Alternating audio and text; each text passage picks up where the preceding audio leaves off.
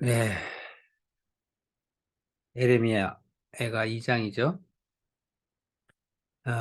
우리가 보통 교회에서 절기로 많이 예배를 드리곤 합니다.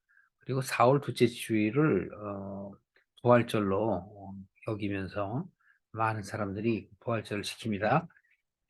부활절 설교는 제가 다시 한번 온라인상에 올려놓을 테니까 부활절 설교를 보시고요.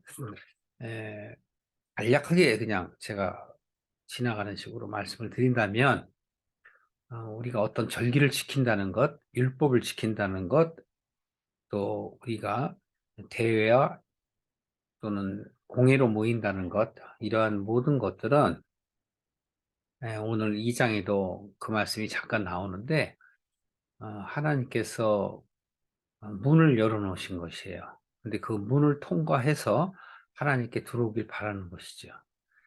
다시 말씀드리면, 문과 같다라는 거예요. 오늘 문에 대해서, 빗장에 대해서도 잠깐 내용이 나오는데, 에, 이런 절기들은 우리가 이것을 지킴으로 인하여 하나님께 나아가는 그런 것이 아니라 수단으로 보시면 됩니다. 수단이에요. 그러니까 우리의 마음이 하나님을 인지하여 스스로 그것을 자각하고 내가 왜 하나님과 동행해야 하는가? 다른 말로 말하면 하나님께 왜 내가 가야 하는가를 내가 깨달아야만 되는 거예요. 그러니까 사순절이라고 그래서 우리 육신으로 내가 금식하며 하나님을 바라보려고 하는 마음은 아주 귀한 거예요. 그러나 그것은 수단이라는 거죠. 잘못 생각하시면 안 돼요. 그래서 여러분들이 하나님의 말씀을 깨닫게 되면 자유로운 거예요. 내가 어디에서 기도하든지, 내가 어떻게 하나님을 만나든지, 꼭 절기를 지키고 또 내가 어떤 행동을 해야만 내 신앙이 좋아진 것처럼 착각해서는 안 돼요. 그러니까 여러분, 하나님의 말씀은 항상 우리 곁에 있어요. 성경으로 우리에게 나타나 계시니까 여러분들이 성경을 들고 하나님을 향하면 그것이 바로 예배고 그것이 바로 절기인 것입니다. 부흥이라는 것도 마찬가지예요. 우리가 육적인 삶의 부흥을 얘기하는 게 아니에요. 영적인 것이죠. 영적이라는 것은 영원한 것을 말하며 하나님의 뜻을 말하는 것입니다. 그래서 우리는 주기도문에도 아버지의 뜻이 내게 이루어지이다 하잖아요. 이루어지는 것은 깨달음이에요. 그러니까 믿음은 깨달음이다. 이렇게 여러분들이 생각을 하셔야 옳은 신앙인 것이죠. 깨닫지 못하면 믿음이 없는 거예요. 그럼 어떻게 깨달아야죠? 기록된 하나님의 말씀을 내가 받아들이는 마음이 생기는 것이 바로 깨달음이라는 거예요. 그냥 무조건 믿습니다, 믿습니다. 그래서 믿어지는 게 아니에요. 믿음이라는 건 하나님의 말씀이 이해가 되고, 이해 가운데 바로 내 안에 하나님의 그 말씀이 바로 서야지만이 내가 하나님께로 나아갈 수 있는 마음이 생성되는 겁니다.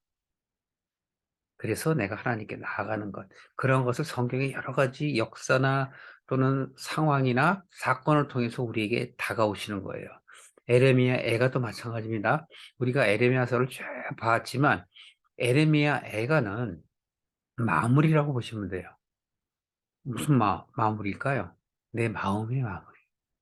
물론 에레미야를 통해서 하나님께서 우리에게 말씀하시는 바, 또 에레미야를 통해서 우리가 하나님의 마음을 읽는 바, 표현되는 이 기록들은 기록 그 자체로 보는 것이 아니라 거기에 담겨 있는 하나님의 뜻을 내가 알아야만 되는 것이죠.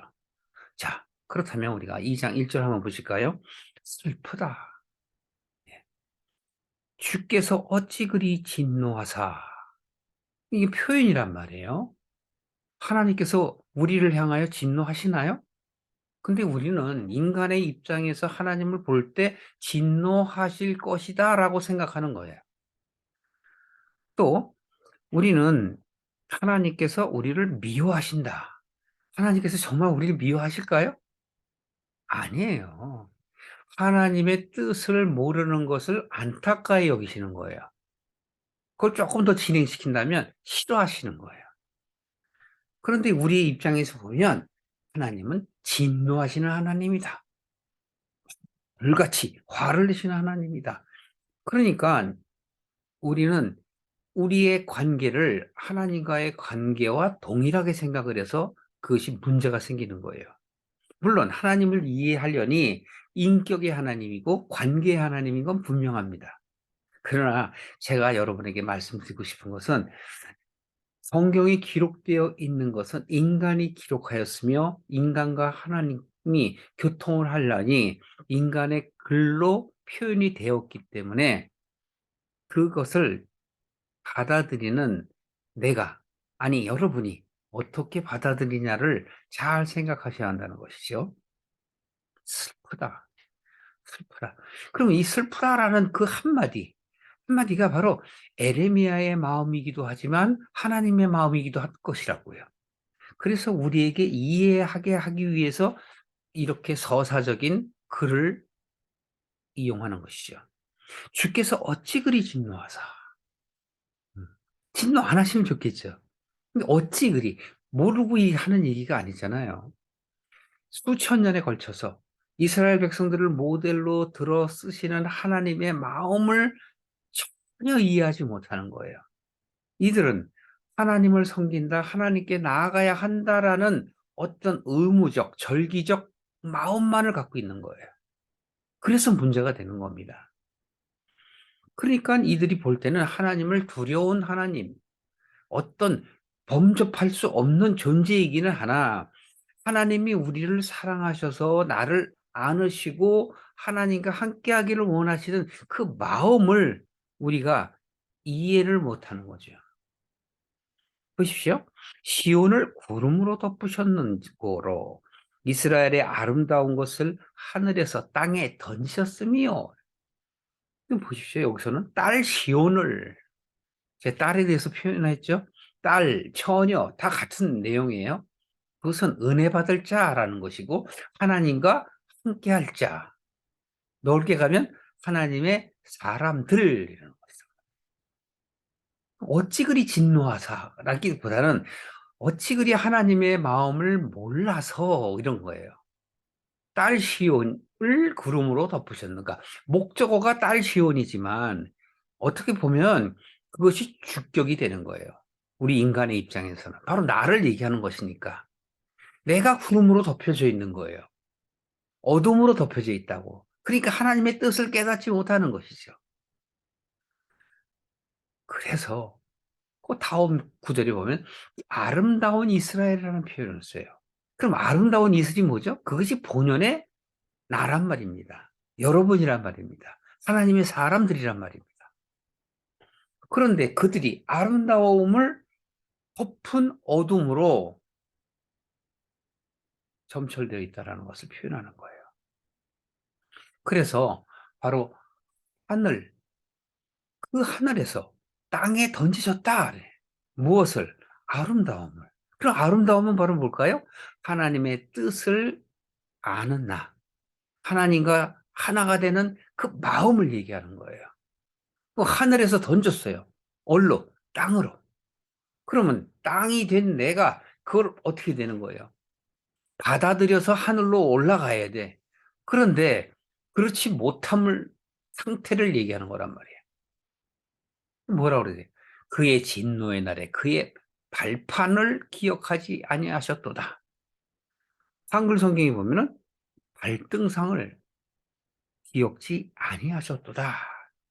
그런데 여러분, 이 발등상 같은 동의어가 되겠는데 시편에도 나오죠? 그런데 이 발등상이라는 것은 발받침을 얘기하는 거예요. 발받침. 그래서 그 시편에도 보면 다윗이 그 쓴 시에서 그러잖아요. 내 원수가 나의 발등상이 될 때까지 내 주여 나를 위하여 여호와께 기도해 주십시오라는 다윗의 시편이 있지 않습니까? 네. 그것은 바로 무엇이냐면 거기서 얘기하는 다윗의 시편에서 얘기하는 그 발등상은 나의 대적을 내가 컨트롤할 수 있는 그런 마음, 그 마음을 주십시오라는 얘기라고. 그래서 나를 대적하는 내 원수가 내 발등상, 즉 내 발받침이 돼서 내가 발로 누를 수 있는 그렇게 컨트롤이 가능한 상태가 되기까지 주여 바로 예수 그리스도를 의미하는 것이거든요. 그러나 다윗은 그 당시에 예수님이 오시지 않았죠. 그러나 다윗은 그걸 아는 거예요. 무엇을 할까요? 미래를 안다고. 구원해 주실 하나님의 그 미래를 자신이 아는 거예요. 그래서 여호와여 내 주께 이런 표현을 하는 거예요. 내 주는 바로 오실 메시아 그리스도를 얘기하는 거죠. 그런데 그 주께서 내가 변화될 때까지 내 마음이 온전히 하나님을 향하여 나갈 수 있는 마음이 될 때까지 나를 위하여 그리스도께서 기도하여 주시옵소서. 어디서? 하나님의 우편에서.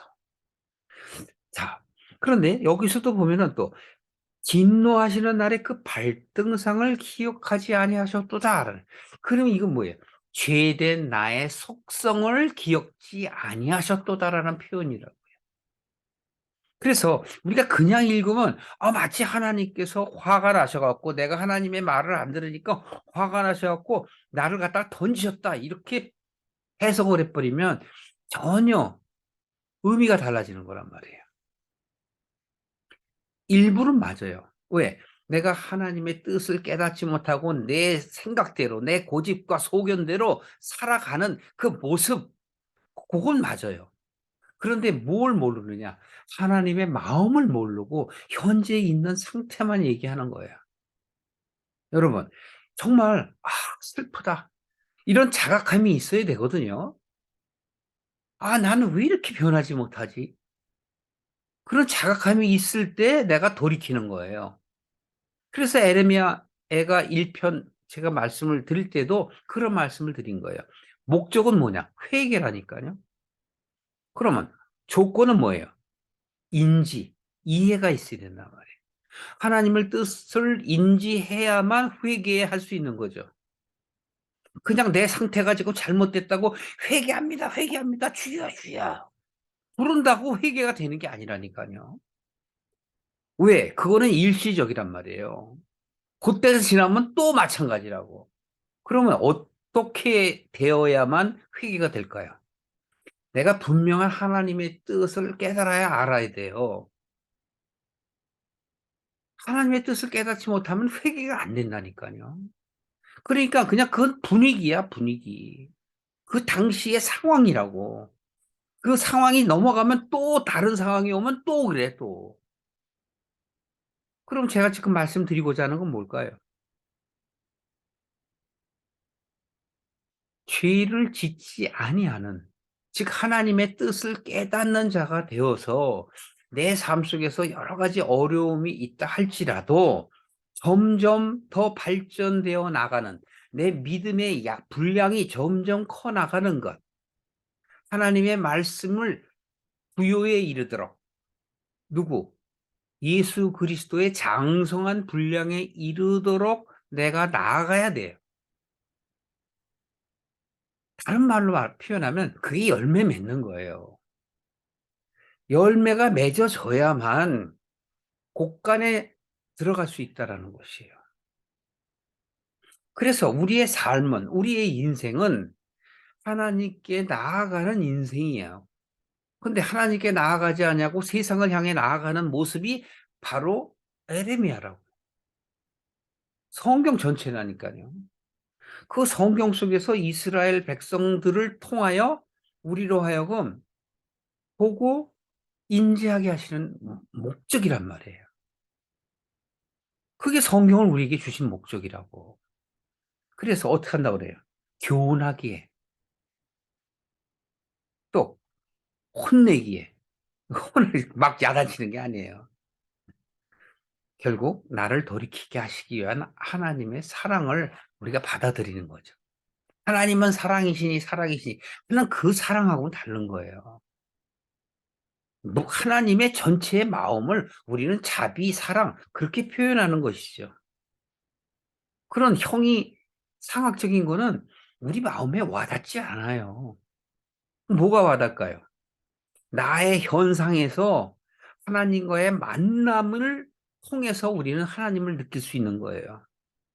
말씀을 보고 이해하고 하나님께 나아갈 수 있는 마음이 되는 것은 정말 기가 막힌 은혜예요.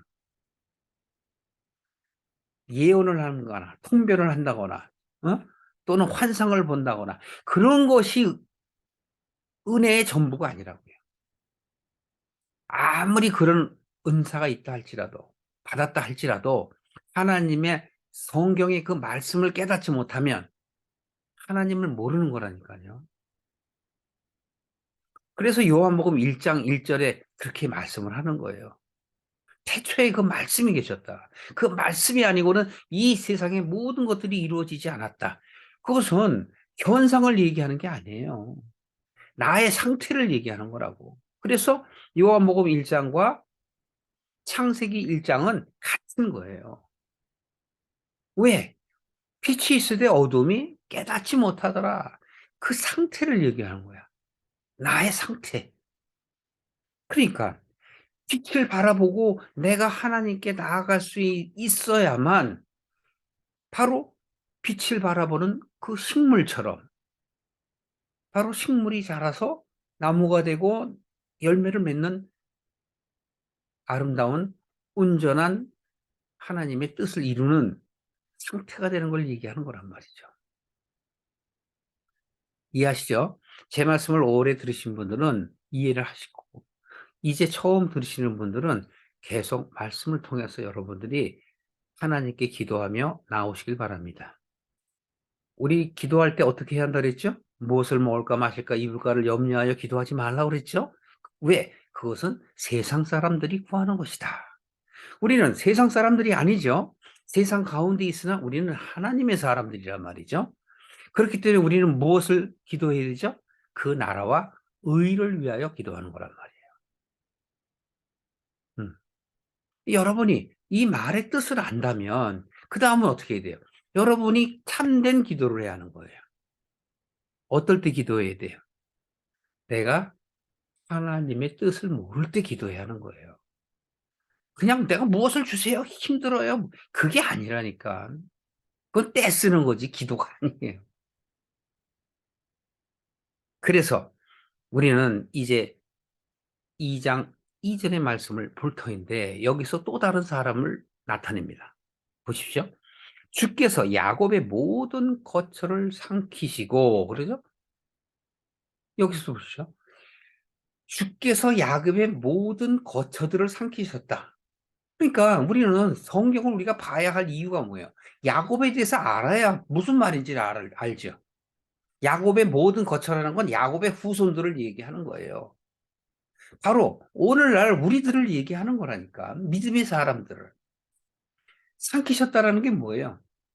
깨닫지 못한 자들을 하나님께서 어떻게 하신다는 거예요?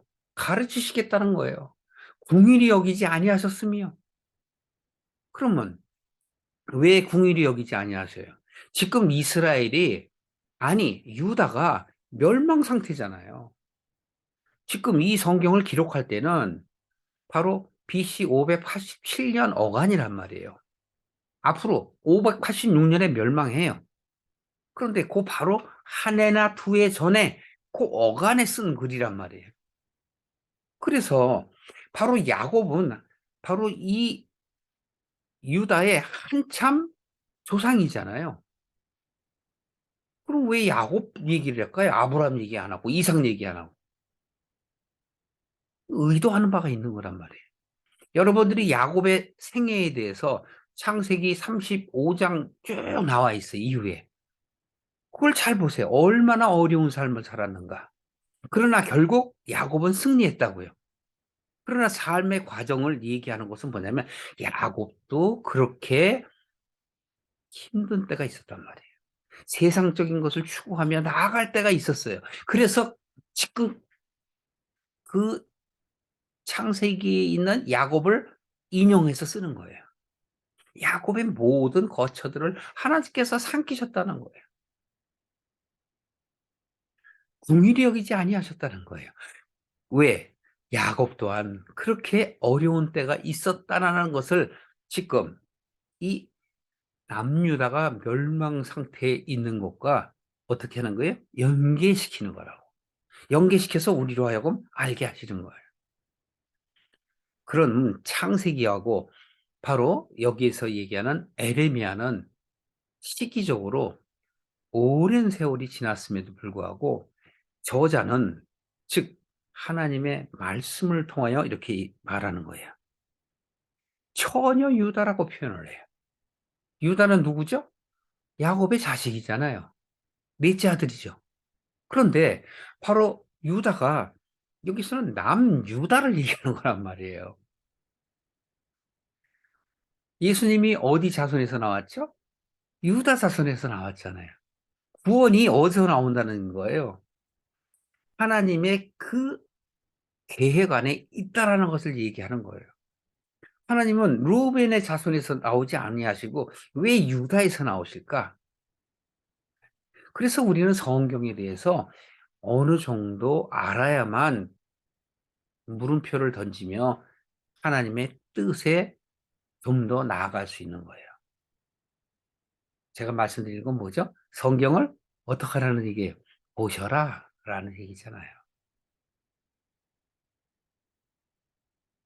여기서 하나님이 또 어떻게 한대요? 노하셨다. 근데 여러분들은 이걸 노하셨다라고 생각하지 마시고 어떻게 해야 돼요? 불쌍히 여기신다, 안타깝게 여기신다, 또는 싫어하신다. 하나님의 뜻을 모름으로 그렇게 해석을 하셔야 한단 말이에요.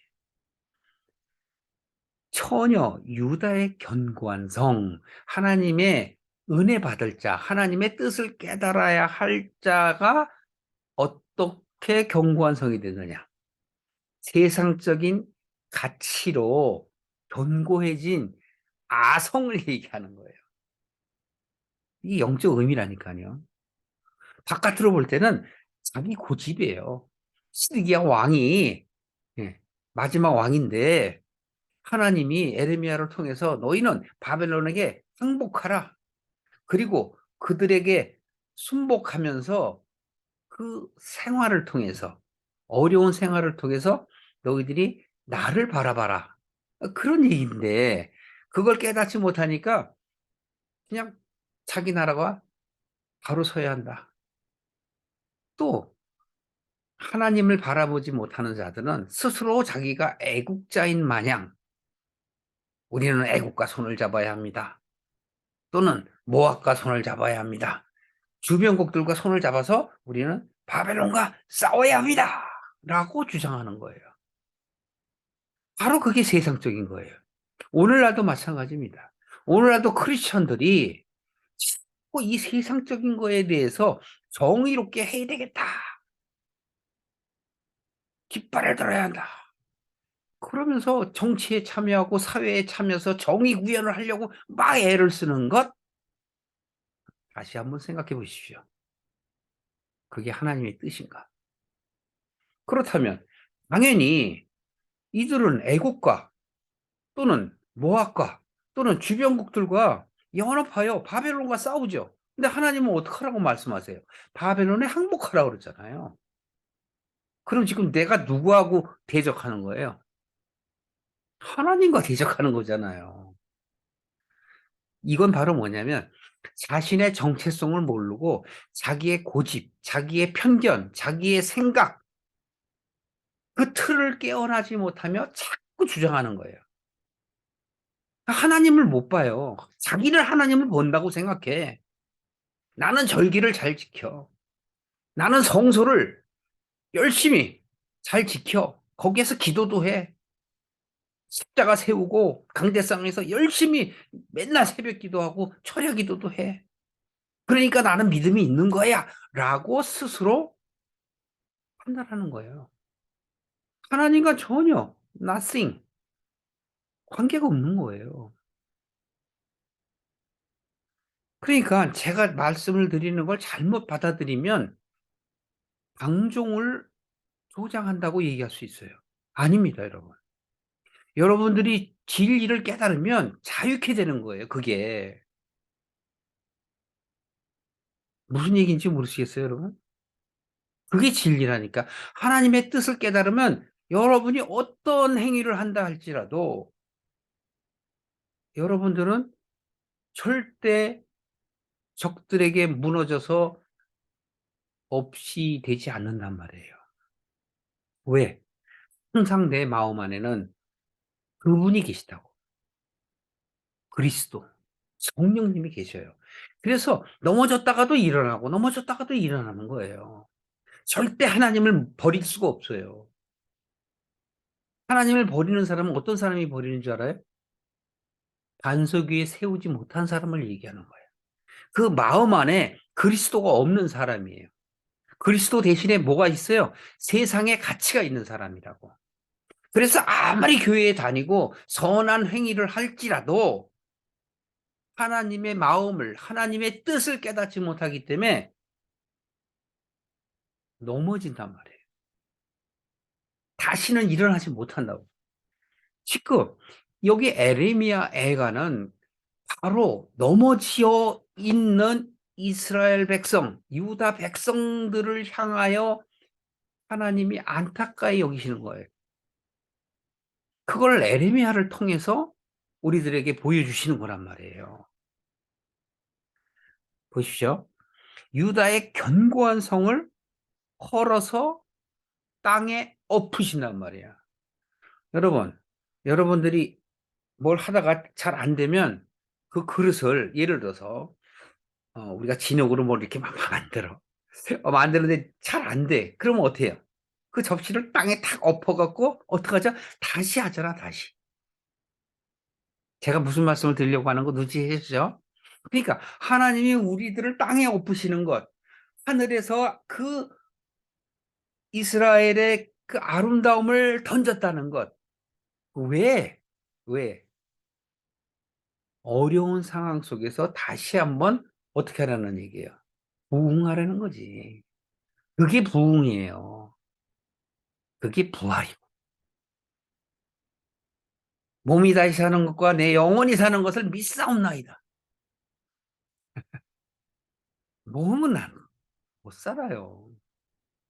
그게 다시 사는 것, 거듭나는 것이 부활이라고. 그런데 우리는 죽기 싫어. 영원히 내 육신이 사는 것, 그거를 희망해.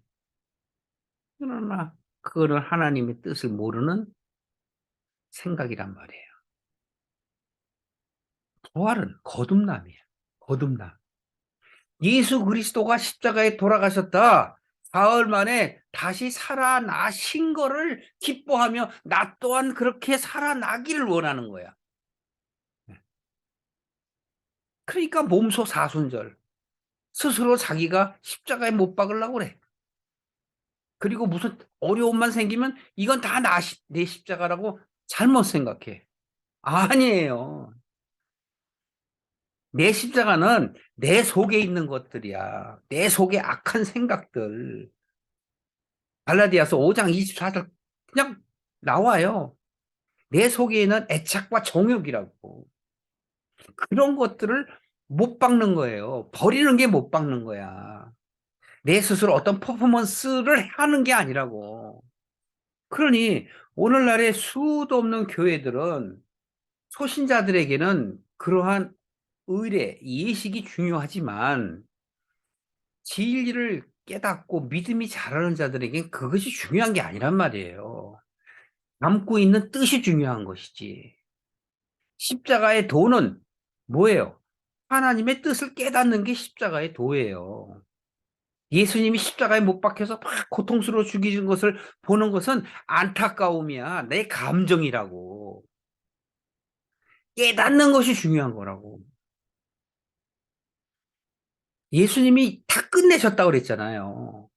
모든 것을. 즉, 구약의 모든 숱한 세월 속에 있는 사건과 상황들을 예수님이 다 몸소 끌어안으시고 끝내셨어. 그분이 하나님이셔요. 그분만이 빛이세요. 어둠에 있는 우리들을 빛으로 감싸 안고 끝내셨어요. 그게 부활이라고. 그래서 요한복음 14장 16절 이하에 나오는 거예요. 그 말씀이. 내가 너희들을 다시 살린다는 거예요. 다시 살리는 게 뭐예요? 내 생각을 바꾸게 하시는 거지. 몸이 다시 사는 게 아니라니까요. 착각하시면 안 돼요, 여러분. 두 강도 중에 한 강도가 당신이 하나님 나라에 갈 때 나 또한 데려가십시오. 그랬더니 예수님께서 그러잖아. 너, 너 또한 나와 함께 할 것이다. 그게 밖에 현상 갖고 얘기하는 게 아니라니까요. 그도 예수님이 우리를 위하여 죽으시는 것을 보면서 나 또한 그 뜻을 받아들이겠습니다라고 인정했기 때문에 그가 진리를 받아들인 거라고. 사마리아의 그 여인, 남유다 사람들은 북이스라엘의 사마리아인들하고 상종치 아니하였다라고 나오잖아요. 여러분, 우리가 오늘날의 대한민국이라고 한국을 크게 불러서 대한민국 그러잖아요. 대한민국 따단 따단 따 이거는 좋아하는데 왜 북한 사람들을 미워합니까? 내 민족인데. 여러분 그런 마음을 가지시면 안 돼요. 하나님은 사랑이시라 그러면서 우리는 왜 자꾸 편을 갈러. 그거는 세상 사람들이 하는 짓이에요. 우리는 나라를 위하여 기도합니다. 그러면서 막 교회 안에서 기도해. 나라를 위해서 기도하는 게 뭔데? 북한을 위해서 기도합시다라고 얼마나 많은 기도들을 여태까지 해왔어요. 근데 오늘날은 그걸 깨뜨리나? 왜 이렇게 사람들을 미워해? 내 민족인데. 그들 또한 하나님께로 가야 할 대상이잖아요. 여러분, 우리는 북쪽을 미워하면 안 돼요. 다른 사람들도 미워하면 안 돼요. 내 말을, 하나님의 말을 받아들이지 않으면 그냥 나로서는 어쩔 수 없는 거야. 갈등의 먼지를 털어버려야 돼. 그 사람들을 터는 게 아니에요. 내 마음을 터는 거야. 내가 먼지 같은 내 마음. 털어내는 거예요. 하나님이 하시는 거예요, 그거는. 그래서 그걸 기도하는 거야. 그게 하나님의 나라와 의지. 자꾸 내 의의를 드러내면 안 돼요. 그래서 이렇게 해야 하는데. 어? 어떤 율법을 정해놓고, 교회법을 정해놓고, 어떤 팔을 정해놓고, 그거를 위해서 지키고 이겨내려고 한다니까. 하나님이 다 하셔요. 그래서 자꾸 사람을 미워하거나 하는 마음이 없어야 돼요. 저도 막 저를 피곤하게 하면 미움이 있죠. 미움이 안 생겨요? 당연히 생기지. 그러나 털어버려야 돼. 그 사람을 털어내는 게 아니라 내 마음을 털어내야지. 내 먼지 같은 마음. 그걸 털어내야 되는 거야. 아시죠? 미워하는 마음이 생기면 털어버리세요. 털어버려. 그리고 좀 사랑하세요. 그리고 좀 나눠주고, 어? 자꾸 자기 것만 뭉키지 말고 좀 나눠줘. 나 하나 갖고 나눠준다는 다 거짓말이야. 그냥 있는 상태에서 생각해서 아유 고맙습니다. 해줘. 그래야 사람들이 가까워지는 거야. 그래야 복음도 전해지는 거고. 자꾸 계산하면 이게 안 돼. 오늘날의 기독교인들이 너무너무 계산적이야. 자기들밖에 몰라. 교회 안에 사람들만 편가르기 하고. 이게 안 돼요. 지금 3절 보십시오. 하나님께서는 2절의 마지막에 보면은 땅에 엎으신다. 그러면서도 뭐라 그래? 나라와 방백으로 욕되게 하셨다. 그럼 나라는 뭐예요? 방백은 뭐예요? 거기서 지도자들을 얘기하는 거잖아요. 지도자들이 도대체 응? 영적으로 깨어있지 못하고 육적인 것만 그냥 내세우는 사람들이 되었기 때문에 하나님을 욕되게 하는 거예요. 하나님이 욕되게 하신 게 아니라고 그들이 하나님을 욕되게 하는 거지. 제사장이라는 자들이 응? 세상 것들만 쫓고 앉아갖고 오늘날에 교회의 지도자라는 사람들이 정치나 또는 자기의 이익이 되는 것들을 취하는 것. 그건 아니요. 지도자도 아니고, 목사도 아니고. 3절 보십시오. 맹렬한 진노로 이스라엘의 모든 뿔을 자르셨으며, 이 뿔은 권위를 얘기하는 권. 요한계시록에 가면 7뿔 얘기 나와요. 이것은 권위를 얘기하는 건 뭐냐면 나아갈 목적을 얘기하는 거예요. 그런데 여기서 이스라엘의 모든 뿔을 잘랐다는 건 뭐예요? 그들이 나아갈 바를 모르는 거예요. 어두운 가운데 있기 때문에 빛을 보지 못하는 거예요. 그러니까 이것을 하나님께서는 잘라야 돼요. 하나님께서 자르셔야 되는 이유가 바로 뭘까요? 우리들을 바로 세우기 위해서. 땅에 엎으시거나 자르셔야 한단 말이에요. 그런데 우리는 어때요? 버티죠. 버텨. 자름을 안 당하려고. 엎어짐을 안 당하려고. 그래서 내가 상황이 망하게끔 되었다거나 또는 내 건강이라든가 가까운 나의 어떤 관계가 깨어짐은 나를 바로 세우기 위한 하나님의 은혜구나라고 그걸 받아들일 수 있는 자만이 은혜의 사람이에요. 그래서 자꾸 여기서 처녀, 소년, 젖먹이 애기들을 얘기하는 거예요. 또 노약자들 얘기하는 거야. 3절에 보시면요. 모든 뿔을 자르셨으며 그러면서 다음에 뭐라 그래? 원수 앞에서 그의 오른손을 뒤로 거두신대. 오른손을 거두신대. 네. 개역 성경에 보면 뒤로 거두신대. 뒤로 거두드리신대. 앞으로 하나님이 하셨던 걸 뒤로 거두드리신대. 이건 뭡니까? 원수가 그렇게 행하도록 놔두신다는 거잖아요. 왜? 그들의 마음, 그 상황을 통해서 돌이키시려고. 맹렬한 불이 사방으로 살인같이 야곱을 불사르셨도다. 야곱이 아까 얘기했죠? 누구라고요? 바로 나라니까. 여러분이라니까. 하나님의 사람들이라고요.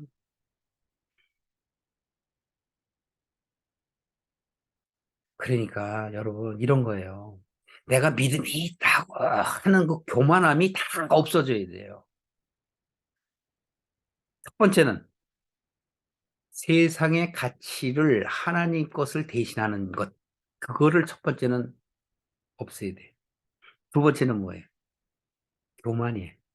그게 바로 뭐죠? 스스로 믿음이 있는 것으로 착각하는 것. 그것까지도 내려놔야 돼요. 그래서 믿음이 있는 것 같이 내가 좋다라고 하는 게 바로 성경에서 지금 얘기하는 바로 나라와 방백이에요. 제사장들이라고. 그렇게 여러분들이 전제하고 성경을 보시면 풀려요. 보십시오. 원수같이 활을 당기고 대적처럼 그의 오른손을 들고 서서 눈에 드는 아름다운 모든 사람을 죽이셨으며. 아이, 그냥 보면 끔찍하죠. 누가? 하나님이 원수처럼 그렇게 하셨대. 말이 됩니까? 그냥 우리가 문장으로 보면, 문자적으로 보면 절대 이해 못 해요. 이런 하나님을 누가 섬기고 믿겠어요. 그러니까 하나님의 뜻을 몰라서 그런다. 그러니까 위기를 은혜로 보지 않고 위기를 하나님이 나한테 막 하셨다. 나쁘게 하셨다. 그렇게 생각하는 거라고. 그러니까 그런 사람은 이름만 크리스천이야. 이름만 집사, 권사, 장로, 목사지. 전혀 아니라니까. 전혀 아니에요. 보십시오. 4절에. 원수같이 하나님이 하셨다는 거예요. 아름다운 모든 사람을 죽이셨다.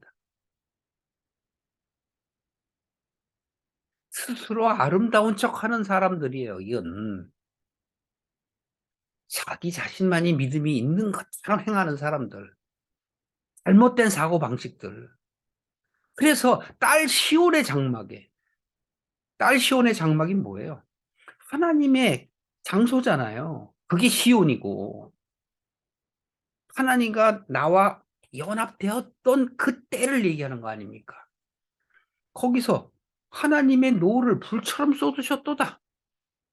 그냥 하나님은 불 같으신 분만 자꾸 생각하고 어려운 것들만 설교를 하면 사람들이 하나님을 무서워해요.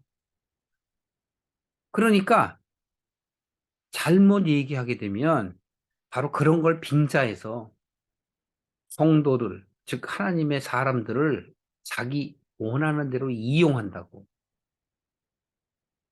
그거는 뭐예요? 사꾼이에요, 사꾼. 거짓 목자라고. 하나님의 뜻을 진정으로 깨닫지 못하면 고민을 해야 돼요. 기도를 해야 돼요. 하나님 뜻을 깨닫게 해 주십시오. 성경을 밝히 알게 해 주십시오.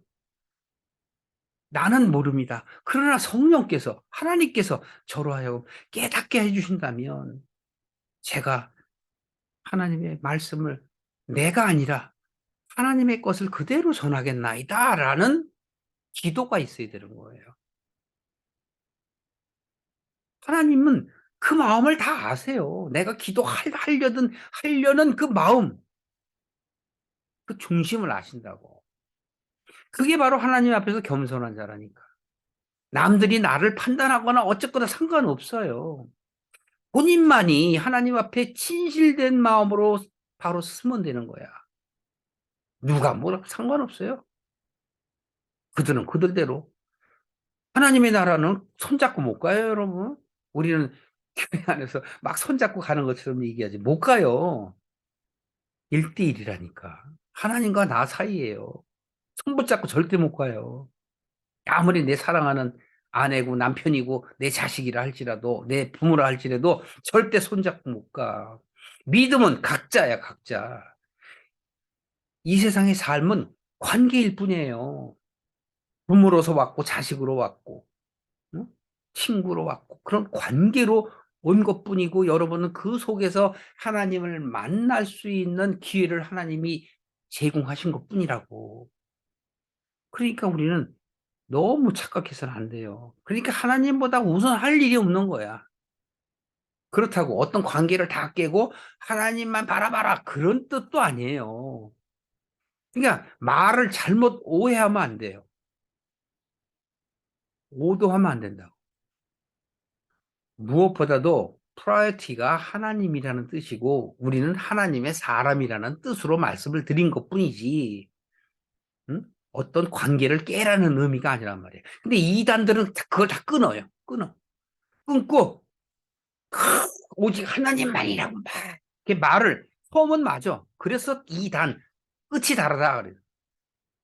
끝단자거든요. 다를 이 끝단. 그러니까 말은 하나님의 말씀은 앞에 것은 맞는데 뒤에 가면 틀려. 하나님의 의도하고는 전혀 다르게 자기가 의도하는 대로 끌고 가는 거예요.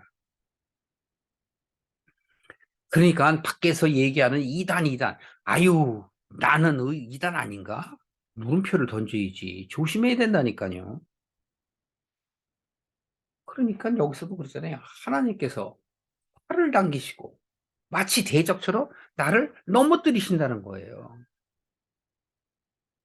근데 이거를 글자 그대로 보면은 내가 지금 세운 이 신앙 이런 걸 하나님이 우습게 보고 그거를 불처럼 탁 없애버렸다, 태워버렸다 이렇게 해석을 해버리면 하나님의 뜻과는 전혀 다른 뜻이 돼버리잖아요. 눈의 아름다운 자. 이거야. 눈의 아름다운 자가 왜? 이게 바로 세상적인 생각을 갖고 있는 사람이에요. 육적인 생각을 갖고 있는 사람이에요. 누가? 하나님의 사람이라고 말을 하는 자가. 담고 있는 거는 하나님의 뜻을 담고 있지 않고 세상 것을 담고 있는 거야. 그래서 하나님께서는 이들을 어떻게 했대요? 다 죽이셨다. 한글 성경에서는 살육하셨다. 단어가 좀 무섭네요. 딸 시온의 장막에 그의 노를 불처럼 쏟으셨도다. 왜? 태워야 되니까. 우리의 악한 것들을 제거하셔야 되니까. 주께서 원수같이 돼요. 여기 원수처럼이에요. 이스라엘을 삼키셨으며. 그러니까 여기서 지금 하나님의 본뜻을 다 빼고 우리가 지금 5절을 보고 있는데 5절까지 쭉 보면서 하나님의 뜻과는 상관없이 그냥 드러나 있는 걸로만 보면 뭐예요? 하나님은 정말 무시무시한 사람이지. 무시무시한 존재로 느껴지잖아. 그러니까 전혀 다르지. 이스라엘을 삼켰다. 모든 궁궐들을 삼켰다. 견고한 성들을 무너뜨리고 딸 유다에게 처녀 유다에게 근심과 애통을 더하게 하셨다. 왜?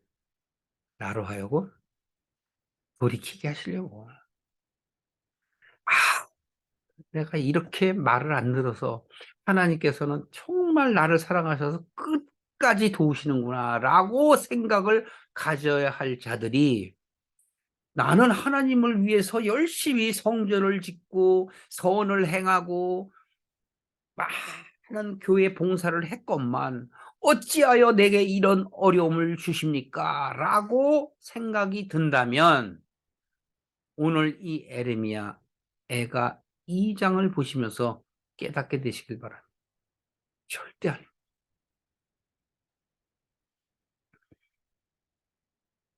하나님께서 왜 유다의 근심과 애통을 더하시겠어요? 여기서는 뭐예요? 전혀 하나님을 따르려고 하지 않는 마음 때문에 하나님께서 이렇게 하시는 거잖아요. 그러면 하나님의 은혜가 더 많은 거죠. 죄가 있는 곳에 어떻다고 그래요? 은혜가 많다 그러잖아요. 이상하잖아요. 죄가 있는 곳에 하나님의 은혜가 더하다. 바로 그런 얘기란 말이에요. 하나님께서 오래 참으신다는 얘기예요, 그게. 잘못 생각을 하면, 받아들이면, 아, 나 기독교 안 믿을래, 그러지. 6절 보세요. 주께서 그의 초막을 동산처럼 헐어버리시며, 초막은 뭐죠? 초막. 임시로 지은 것들을 얘기하잖아요. 농사를 지을 때, 그 집 같은 걸로 이렇게 짓는 거. 그 초막이라고 그래요.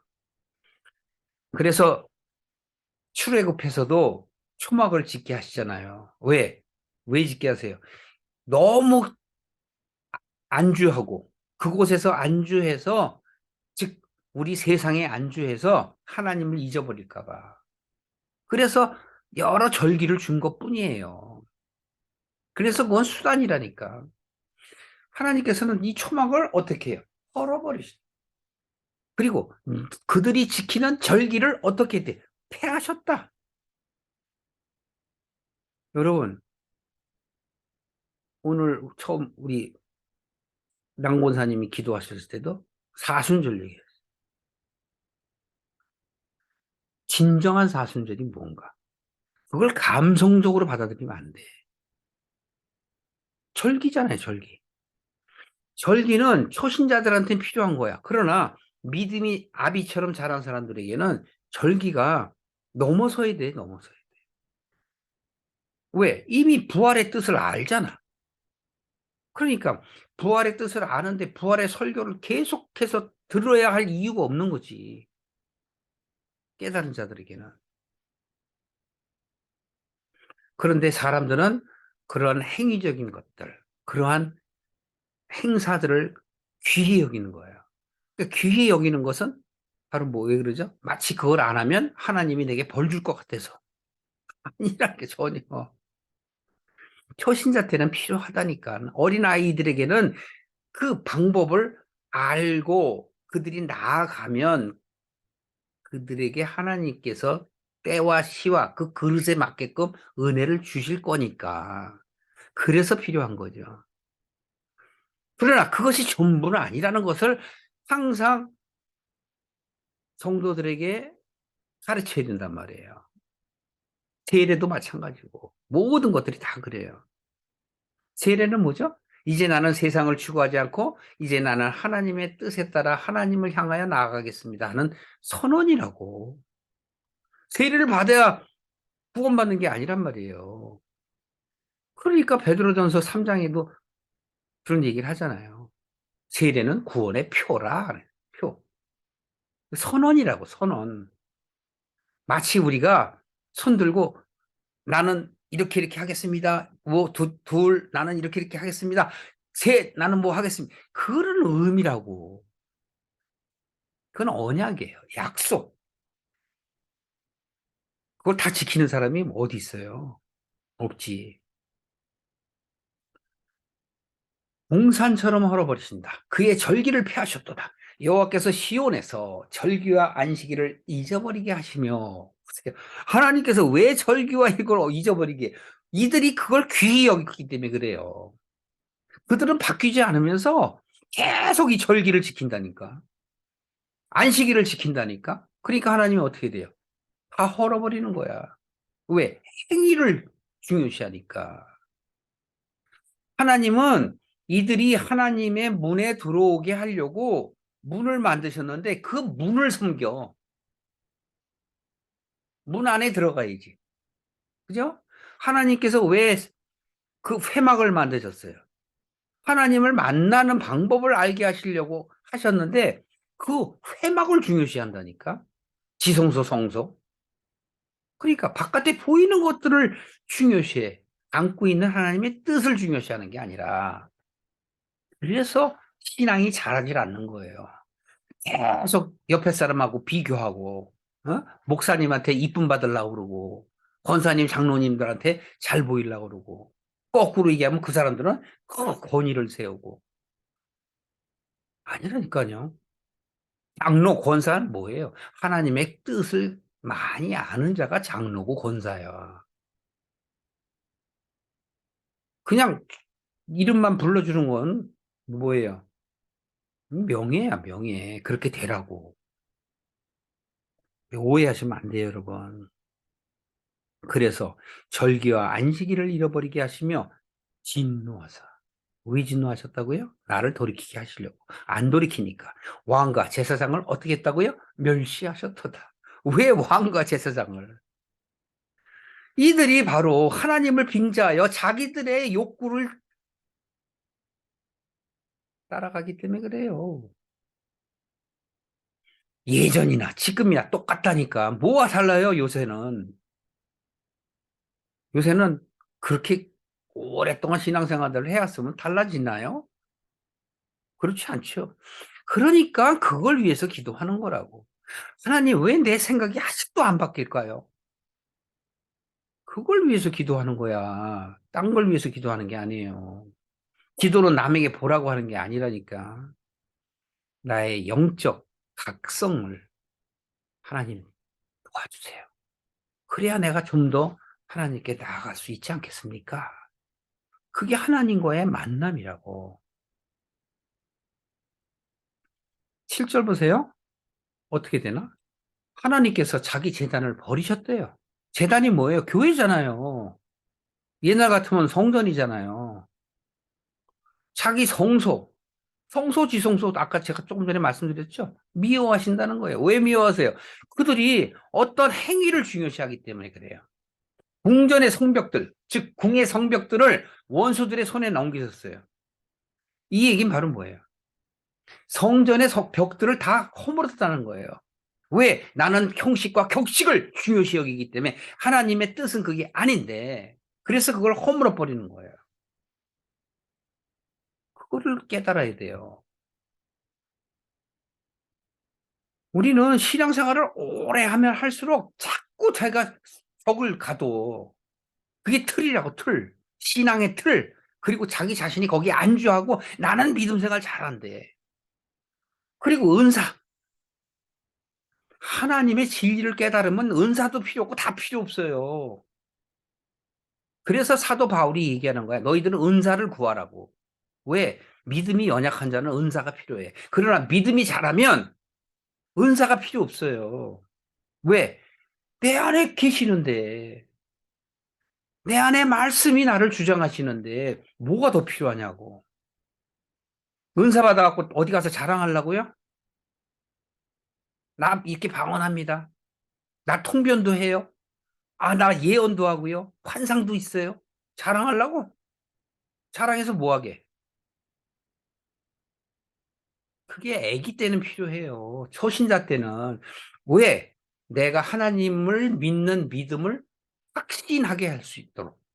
하나님이 도와주시는 게 바로 은사고 은혜라고. 그걸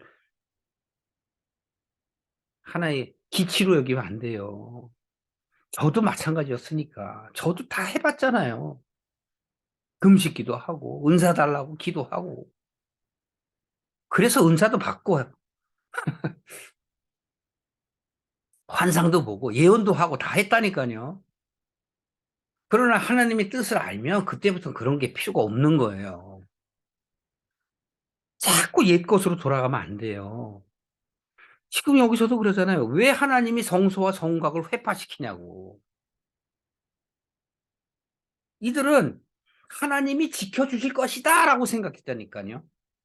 예루살렘 성을 하나님이 지켜주실 것이다라고 생각했어. 그러나 바벨론을 통해서 다 없애버려요.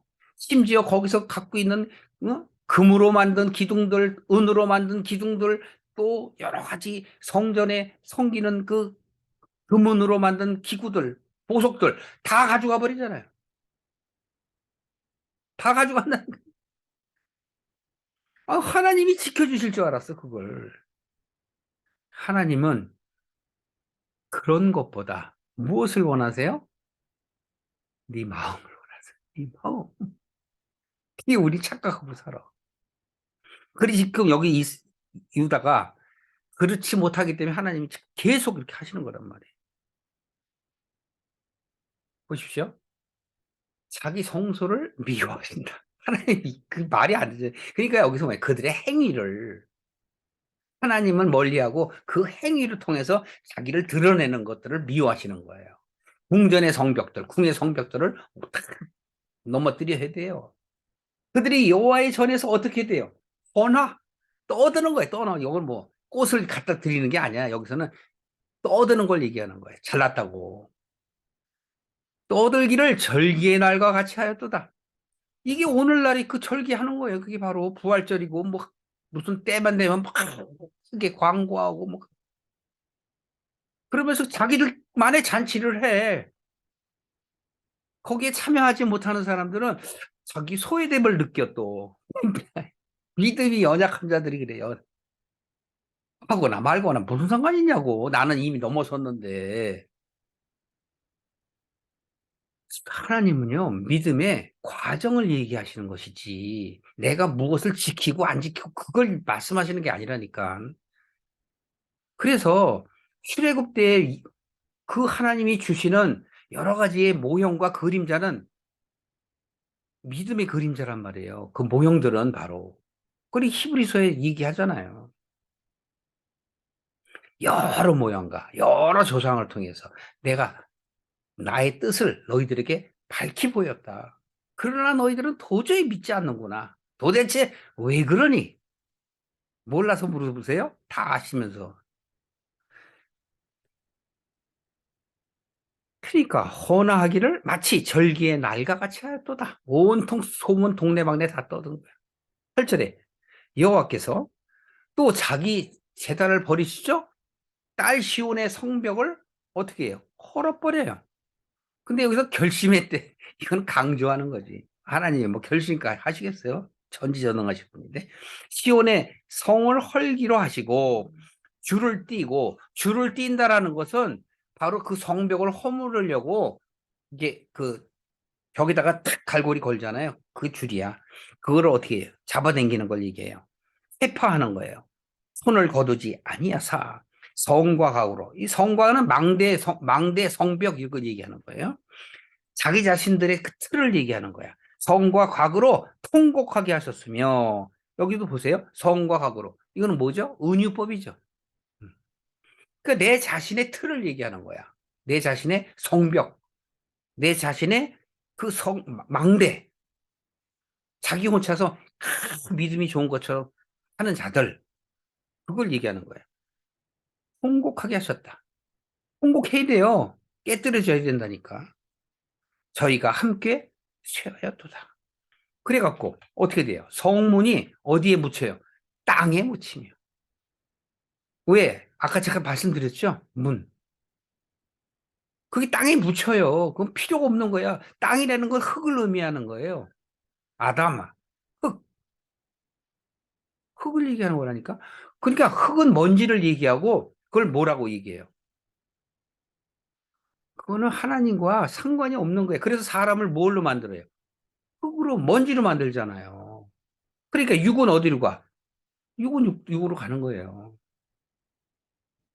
성문이 땅에 묻히며 빗장이 부서져, 파괴돼. 빗장이 뭡니까? 그게 바로 빗장이 성소를 얘기하는 거예요, 성소. 하나님께 들어가는 하나의 모형이라니까. 그게 파괴돼야 돼요. 왕과 지도자들, 바로 누구예요? 제사장들을 얘기하는 거잖아요. 율법이 없는 이방인들 가운데 있다 이거예요. 그래서 너희가 갖고 있는 그 틀을 다 깨뜨리면 나를 모르는 자와 똑같은 상태가 된다라는 걸 얘기하는 것이에요. 그 성의 선지자들은 여호와의 묵시, 계시가 아니고 뭐예요? 묵시를 받지 못하는 거다. 하나님의 뜻에 기본도 못 받는다는 거예요. 그게 뭐예요? 자기 생각에서 벗어나지 못한다. 그 얘기를 하는 거죠. 이런 사람들이 너무나 많지 않아요? 오늘날에도? 딸 시온의 장로가 뭐예요? 시온을 왜 딸이란 표현을 써요? 당연히 은혜 받아야 될 자들이야. 장로는 뭐예요? 믿음이 자라야 될 자잖아요. 땅에 앉아서 어떻게 해요? 잠잠해. 할 말이 없어. 티끌을 머리에 덮었어. 당연히 그래야죠. 덮었어. 나는 죄인이 들어있다. 죄인이로 서있다. 그래서 구약에 쭉 보면은 하나님한테 회개할 때 죄를 뒤집어 쓰는 거예요. 그 다음에 배를 입어. 붉은 배를 허리에 둘렀으며 예루살렘 자녀들은 머리를 땅에 숙였도다. 이렇게 돼야 되는 거예요. 예루살렘은 평강의 장소잖아요. 그러니까 하나님의 사람들이란 말이에요. 그러니까 진정한 하나님의 뜻을 알고자 하는 게 시온의 장로이고 예루살렘의 자녀야. 이렇게 하나님의 뜻 가운데 바로 서기를 바라는 그러한 마음이 바로 서야 된다는 것을 말씀하고 있는 것입니다. 11절은 이제 에레미야의 그 마음을 표현을 하고 있는데 오늘 제가 이걸 2장 다 하려고 했는데 시간이 이렇게 많이 지나서 다 할 수는 없고 오늘 이걸로서 마감을 하겠습니다. 그런데 이제 11절 이하에 이렇게 쭉 이어지는 그 말씀들은 그 이스라엘이 멸망 가운데 있는 그 상태 속에서도 거짓 선지자들 그리고 하나님의 말씀을 오도하는 자들 행위를 중요시 여기는 자들 하나님의 뜻과는 거리가 먼 자들의 말을 듣고 귀가 쏠깃해서 신앙심을 잃어버리는 그 안타까운 마음들을 드러내는 거예요. 오늘은 이제 10절까지 말씀입니다. 왜 하나님이 슬퍼하시는가? 여러분과 제가 하나님의 뜻을 깨달아서 하나님이 슬퍼하지 않도록 해야 되지 않겠습니까? 우리의 마음 가운데 무엇을 따르고 있는가? 참된 신앙이 무엇인가? 정말 생각해 보세요. 남들이 한다고 따라가는 거 아닙니다, 여러분. 신앙은 하나님과 나와의 문제예요. 남은 상관없어요. 저 목사요? 저는 제가 깨달은 것만큼만 전하는 거예요. 그 외에는 다 여러분의 몫이에요. 제 말을 듣고 하나님의 말씀 가운데로 나아가는 자들과 아니면 뒤로 나가는 자들 다르겠죠. 그러나 저는 여러분들이 하나님의 말씀 가운데 진전되어 나가는 신앙인이 되시기를 주님의 이름으로 축원합니다.